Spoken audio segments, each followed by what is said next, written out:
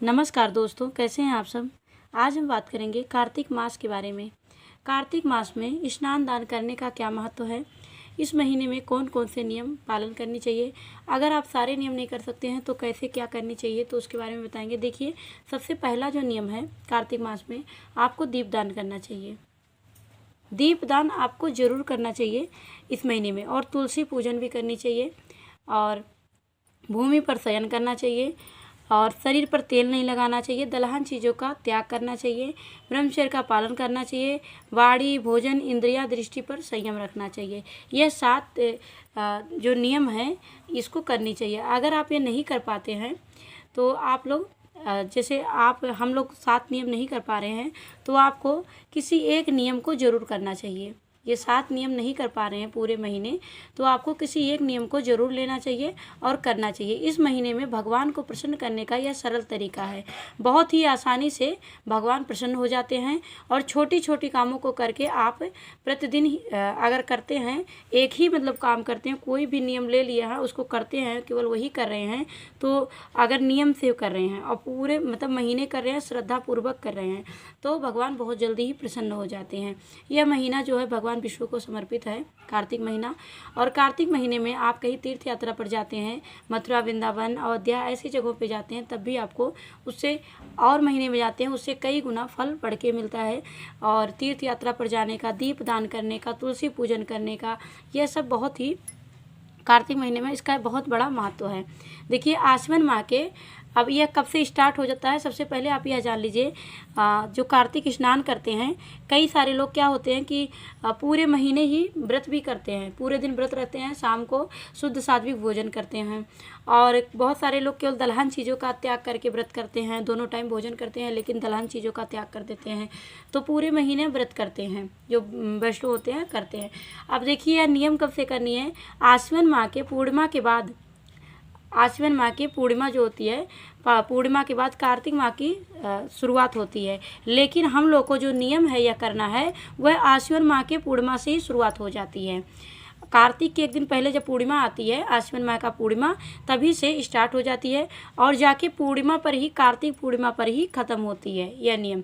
और कार्तिक माह में देवउठनी, एकादशी, गोवर्धन पूजा, दीपावली, छठ, करवा चौथ जैसे कई सारे पर्व भी पड़ते हैं इस महीने में। ये पर्वों का त्यौहार माना जाता है यह महीना, तो इसमें बहुत सारे त्यौहार भी पड़ते हैं। और भगवान को प्रसन्न करने का यह महीना सबसे उत्तम है। भगवान विष्णु को, भगवान कृष्ण जी को और राम जी को प्रसन्न करने का सबसे उत्तम महीना है। इस महीने में भगवान विष्णु, कृष्ण, राम को यह महीना जो है बहुत प्रिय है। और कार्तिक मास में जो भी दीप दान करते हैं उसका भी बहुत बड़ा महत्व है। कार्तिक मास सबसे श्रेष्ठ माना जाता है, और कार्तिक मास से बड़ा कोई माह नहीं माना जाता है। इस माह में किया गया पूजा पाठ, दीप दान, और जो दान करते हैं, जप तप जो भी करते हैं, बहुत पुण्यों की प्राप्ति होती है। इस महीने में ब्रह्म मुहूर्त में उठकर जो स्नान करते हैं, पूरे महीने ब्रह्म मुहूर्त में उठकर स्नान करते हैं, किसी नदी या सरोवर में, संभव है तो नदी में कीजिए, सरोवर में कीजिए। अगर आप संभव नहीं है तो नहाने के पानी में गंगा जल मिलाकर करना चाहिए। अगर पूरे महीने करते हैं तो उसका भी बहुत बड़ा फल है। और देखिए, पुराणों में कहा गया है, कार्तिक मास के समान कोई मास नहीं है, और गंगा नदी से पवित्र कोई नदी नहीं है, और वेद के समान ऐसा कोई सुंदर ग्रंथ नहीं है, तो सतयुग के समान कोई ऐसा युग नहीं है, ऐसा कहा जाता है। और वैष्णव को यह मास भी बहुत ही प्रिय है, कार्तिक मास जो है बहुत ही प्रिय है। और आप भगवान हरि को, भगवान कृष्ण को, भगवान राम को, भगवान विष्णु जी को, किसी को प्रसन्न करना चाहते हैं तो कोई भी आप नियम ले लीजिए। अगर आप पूरे नियम लेते हैं तो अति उत्तम है, नहीं ले पा रहे तो ये एक नियम तो ले ही सकते हैं। चाहे आप दीपदान का ले लीजिए, कम से कम दीपदान कीजिए, 5 दीपदान, 7 दीपदान कीजिए, तुलसी पूजन, भूमि शयन, और शरीर पर तेल लगाना, दलहन चीज़ों का त्याग करना, ब्रह्मचर्य का पालन करना, वाणी, भोजन, इंद्रिया, दृष्टि, इन सब पर संयम रखना। तो किसी एक नियम को आप ले लीजिए जो महीने भर आप कीजिए, तो उससे भी आपको भगवान बहुत ही जल्दी प्रसन्न हो जाते हैं। और देखिए, यह जो भी कार्तिक स्नान, दीपदान, हर चीज़ होती है, यह पूर्णिमा से लेकर, आश्विन मास के पूर्णिमा से लेकर कार्तिक मास के पूर्णिमा तक रहेगी। आश्विन मास की पूर्णिमा जो है वह है व्रत पूर्णिमा 17 को, और 18 अक्टूबर से कार्तिक स्नान दान कार्तिक 18 अक्टूबर से स्टार्ट हो जाएगी।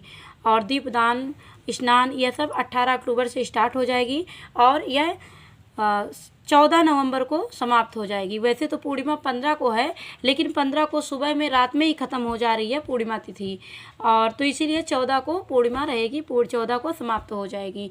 तो गुरुवार से शुरू हो रही है, 17 तारीख को गुरुवार पड़ रहा है। व्रत पूर्णिमा गुरुवार से है और स्नान दान पूर्णिमा, जिसको स्नान करना है, दीप दान करना है, वह 18 तारीख से शुरू करेंगे।